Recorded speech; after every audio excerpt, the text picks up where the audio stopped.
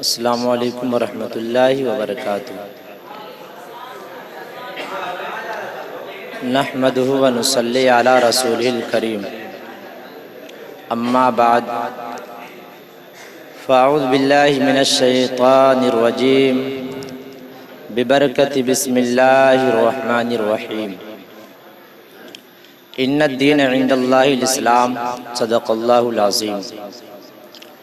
آئیے ہم اور آپ مل کر جناب احمد مجتبیٰ محمد مصطفیٰ صلی اللہ تعالیٰ علیہ وآلہ وسلم کی بارگاہ میں درود پاک پڑھے۔ اللہم صلی علی سیدنا و شفینا حبیبنا مولانا محمد بارک وسلم، صلو علیہ صلاۃ و سلام علیک یا رسول اللہ صلی اللہ تعالیٰ علیہ وآلہ وسلم۔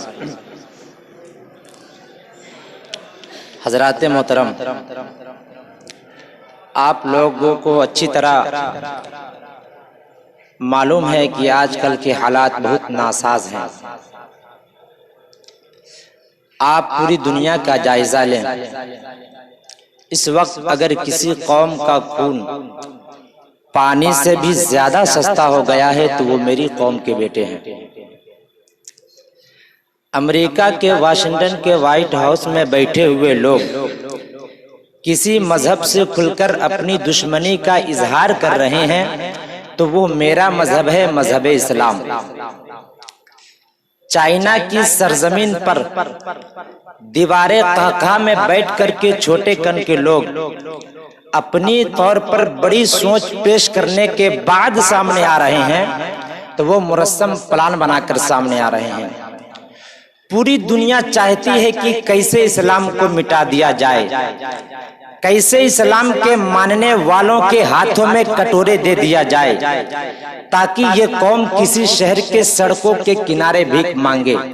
میں اپنی بات کو یہیں پر روک کر کے ایک جملہ کہنا چاہتا ہوں کہ پوری دنیا مل کر سوچ لے کہ مذہب اسلام کو مٹانا ہے تو انشاءاللہ اس کی سوچ کبھی پوری نہیں ہوگی۔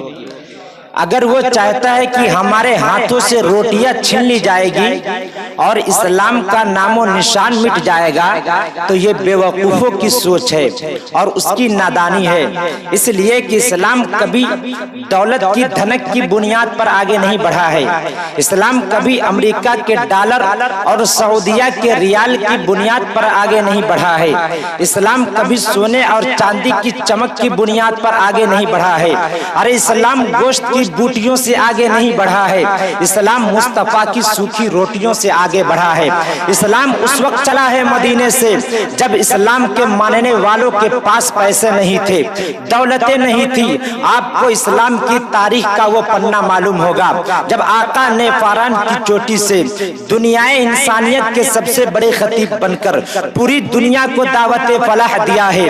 اے پتھروں کی پوجا کرنے والوں کہاں ہو ادھر آؤ، اے لاتے اس عزا کے بندگی کے زمین کو جھکانے والوں کہاں ہو ادھر آؤ۔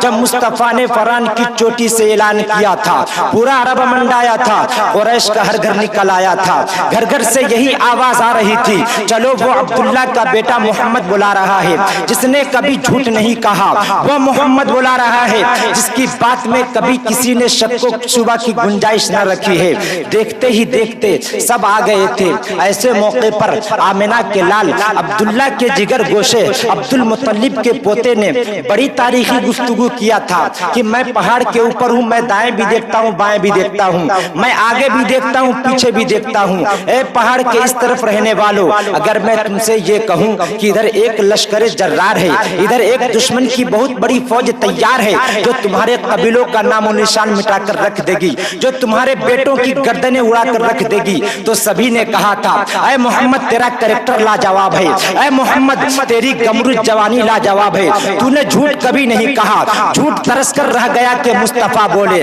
اے محمد تیری ادا لاجواب ہے۔ تو مصطفیٰ نے تاریخی تیور میں بیان کیا تھا کہ جس طریقے سے میں یہ کہتا ہوں کہ ادھر ایک لشکر جرار ہے اور تم مان رہے ہو، اسی طریقے سے میں یہ کہتا ہوں کہ لات کو مت مانو، پتھروں کو اپنا معبود مت بناؤ، معبود اسے بناؤ جس نے ساری کائنات کو پیدا کیا۔ توجہ چاہوں گا ملاحظہ فرمائے، جب آقا نے نبوت کا اعلان کیا، نبوت سے پہلے کوئی مخالف نہیں تھا، لیکن لیکن جیسے ہی آقا نے نبوت کا اعلان کیا تو سب مخالف ہو گئے، اختلاف کا طوفان کھڑا ہو گیا، مخالفت ایسی کہ راستے میں کانٹے ڈالے گئے، مخالفت ایسی کہ آقا کے پائے نبوت کو پتھروں سے لہو لہان کر دیا گیا، مخالفت ایسی کہ آقا کے سر مبارک پر گندگی ڈالی گئی۔ آقا گھر آئے تو فاطمہ چھوٹی ہے اور اپنے بابا کے سر کو دھوتی ہے اور رو رو کر عرض کرتی ہے کہ میرے ابا جان نے کسی کا کیا بگاڑا ہے کہ لوگ اتنا ستاتے ہیں۔ پھر بھی مصطفیٰ نے اپنی پیاری بیٹی فاطمہ کو صبر کا جوہر دیا تھا۔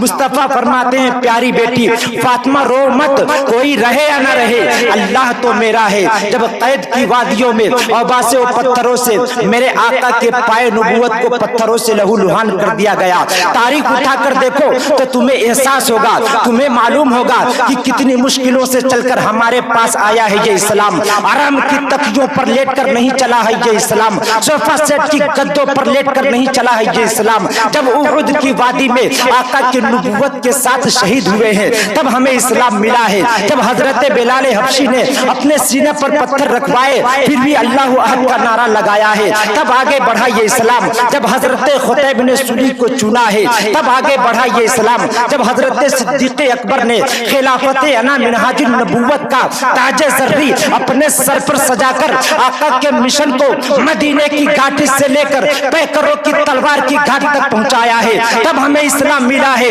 اسلام کی کہانی سننا چاہتے ہو تو سنو، جب حضرت امیر المؤمنین خلیفۃ الاسلام والمسلمین نے اپنے کردار کی پیشانی پر عدل کا جھومر لگایا ہے تب آگے بڑھا یہ اسلام۔ جب حضرت عثمان غنی نے شرم و حیا کی ایک نئی کتاب لکھی ہے تب آگے بڑھا یہ اسلام۔ جب حضرت امام احمد بن حنبل نے 28 سال تک اپنی پیٹھ پر کوڑے کھائے مگر نبی کی عظمت کو لوٹنے نہیں دیا ہے، قرآن کی عظمت کو لوٹنے نہیں دیا ہے تب آگے بڑھا یہ اسلام۔ جب ہم غریبوں کے غریب نواز نے کٹورے میں آنا ساگر کو بلایا ہے تب اسلام آگے بڑھا ہے۔ اسلام کی کہانی سننا چاہتے ہو تو سنو، جب حضرت غوث پاک نے ہرے ہرے پتے چبائے مگر کمبی اذن اللہ پڑھ کر مردے کو زندہ کیا ہے تب آگے بڑھا یہ اسلام۔ جب محبوب الہی نے محبوبیت کا لباس ضبط کیا ہے، جب کلیئر کے صابر نے صبر کی پوری داستان لکھی ہے، جب حضرت امام شافعی نے دیوانہ وار اور